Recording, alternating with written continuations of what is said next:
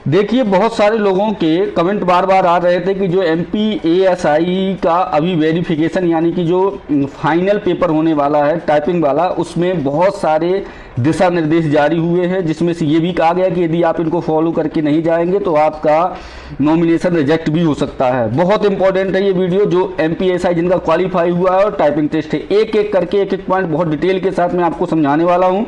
अंत तक बने रहिए, चैनल को सब्सक्राइब करिए। चलिए शुरुआत करते हैं। क्या क्या चीज़ें आपको लेकर के जानी है। जो 2 से 4 तारीख तक इसका जो है तो टाइपिंग टेस्ट होने वाला है। तो चलिए देखते हैं कौन कौन सी चीज़ें हैं। सबसे पहले जो लेकर के जाना है ये तो सिंपल सा है, आधार कार्ड, जन्म तिथि के प्रमाण पत्र के रूप में जन्म प्रमाण पत्र तथा हाई स्कूल 10वीं की अंक सूची जिसमें जन्म तिथि हो, CPCT का स्कोर कार्ड। ये 3 चीज़ें तो बहुत ज़्यादा इंपॉर्टेंट है, जो आप सभी को लेकर के ही जाना पड़ेगा। अच्छा, अब यहाँ पर क्वेश्चन आता है कि कोई कहता है कि CPCT जो है तो अलग अलग तरीके से लोगों के पास है। कैसे अलग अलग तरीका, मैं बता रहा हूँ आपको कौन कौन से अलग अलग तरीके हो सकते हैं।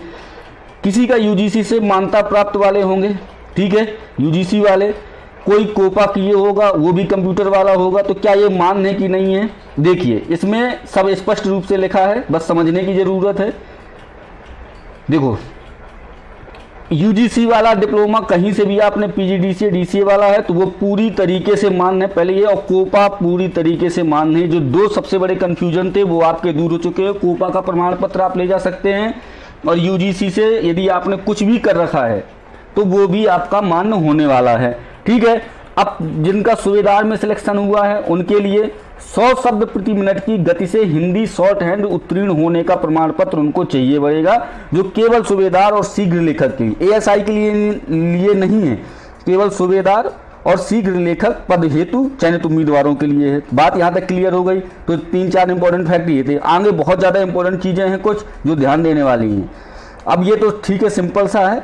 ये देखिए आप, एक पॉइंट यहाँ पर है, पूर्व से नियोजित उम्मीदवारों को उनके नियोक्ता के द्वारा जारी सेवा में होने का प्रमाण पत्र एवं नियोजक अनापत्ति प्रमाण पत्र। मतलब ये क्या होता है, NOC आपको जिस भी सरकारी नौकरी में, मान लो दूसरी जगह कहीं काम कर रहे हैं, सरकारी नौकरी में हैं और आपको ये ASI ज्वाइन करनी है, तो उसके पहले आपको एक NOC अपने विभाग से लेनी पड़ेगी।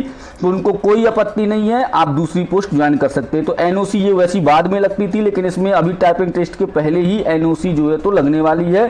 तो आप ये समझ लीजिए, पूर्व में नियोजित उम्मीदवारों को उनके नियोक्ता के द्वारा जारी सेवा में होने का प्रमाण पत्र कि आप सेवा में हैं, और साथ में NOC भी चाहिए, बहुत जरूरी है, ठीक है।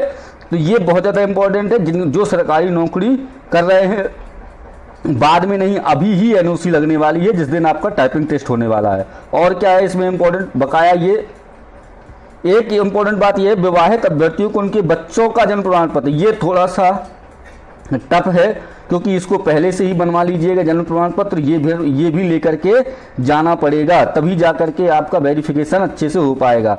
अगले कुछ बहुत सारे उन्होंने फैक्ट दे दिए हैं जो पूरे नौकरी के लगने के बाद होते हैं, वो सब ये पहले करने वाले हैं। ये 5% बोनस अंक, ये भाई बहुत ज़्यादा इम्पोर्टेंट है। ये भी NCC राष्ट्रीय छात्र NCC के उम्मीदवारों को जिनके पास C प्रमाण पत्र हो, कौन सा C प्रमाण पत्र, ये समझ लो फ्री में नौकरी। यदि आपके पास C प्रमाण पत्र है तो 5% बोनस अंक आपको मिलेंगे, लेकिन उसके लिए मिले होंगे पहले से ही, आपने जब फॉर्म भरा होगा तभी आपने NCC का ये लगा दिया होगा C प्रमाण पत्र, ये आपको लेकर के जाना है, और इसके तहत भी आपको 5% का बोनस अंक जो है तो प्रदान किया गया था, ठीक है। तो एक तो ये हो गया NCC वाला।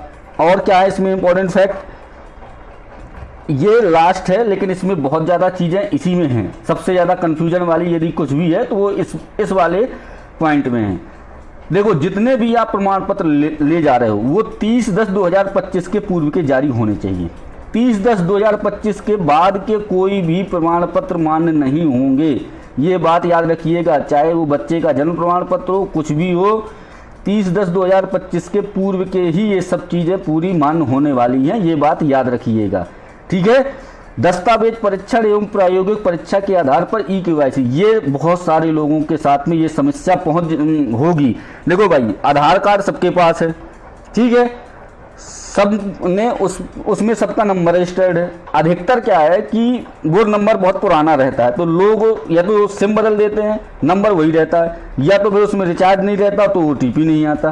तो यहाँ पर उन्होंने लिख दिया है, इनको भी पता है कि ऐसा होता है, कि भाई यदि नंबर ब्लॉक हो तो उस लॉक हो तो उसको लॉक हटवा लीजिए, साथ में OTP आएगा, सब कुछ लिख दिया है और उस OTP को वहीं आपको देना पड़ेगा। तो ये पूरी तरीके से ये लाइन, बहुत सारे लोग इसमें फंसेंगे, तो ये याद रख करके जाइएगा एकदम कि आधार कार्ड आपका बिल्कुल एकदम मोबाइल नंबर शायद एकदम सही होना चाहिए, ठीक है। तो ये एक बहुत ज़्यादा इंपॉर्टेंट फैक्ट है यहाँ पर।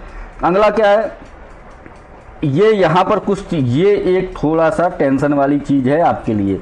अभ्यर्थी यह सुनिश्चित करें कि वे 2-3 दिनों तक रुकने की आवश्यक व्यवस्था के साथ परीक्षा स्थल पर उपस्थित हो, क्योंकि चयन प्रक्रिया यानी कि typing test, stenographer test, document verification आदि में समय लग सकता है। इन्होंने सीधे सीधे बोल दिया कि भैया आप अपनी खुद की व्यवस्था करके आए, 2-3 दिन रुकने की जहाँ पर भी आपका हो, ठीक है। आगे ये सूबेदार के लिए हैं, टाइपिंग टेस्ट बेस्ड होगा पूरा। ये याद, एक इम्पॉर्टेंट फैक्ट यहाँ है कि हिंदी टाइपिंग मंगल फॉन्ट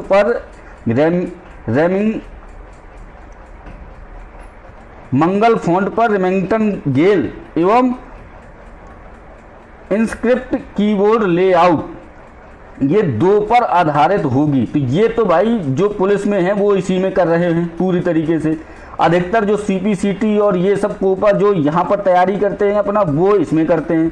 तो ये पूरी तरीके से बेस्ड है, बिल्कुल परेशान होने की जरूरत नहीं है। बहुत सारे लोगों को इसमें कन्फ्यूजन है, तो बिल्कुल नहीं परेशान होने, आप अपने मंगल फॉन्ट पर ही कर सकते हैं, टाइपिंग टेस्ट दे सकते हैं। तो ये है। एक और बात यहाँ इंपॉर्टेंट है थोड़ा बैक स्पेस की, जो टाइपिंग वाले ये समझ लीजिए।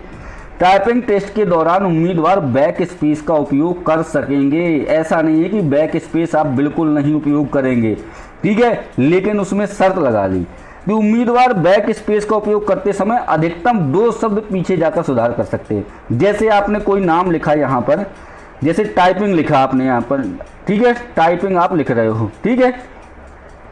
अब टाइपिंग में ये लास्ट के 2 शब्द आपके गलत हो गए, तो आप ये बैक स्पेस में हटा सकते हो, ये हटा सकते हो, टाई तक लिख करके फिर पिंग आप यहाँ पर आगे करके लिख सकते हो। तो मतलब 2 शब्द पीछे जाकर सुधार सकते हो, बैक स्पेस का उपयोग कर सकते हो, ठीक है। तो ऐसा नहीं कि बिल्कुल बैक स्पेस नहीं हो सकता उपयोग, लेकिन 2 शब्द पीछे जाकर सुधार करने की इसमें व्यवस्था दी गई है। तो अब आशा करता हूं कि आपको जितने भी डाउट आप लोगों के थे पूरे कंप्लीट हो गए होंगे, और सभी को शुभकामनाएं, सबका सिलेक्शन हो जाए। धन्यवाद, मिलते हैं अगली वीडियो।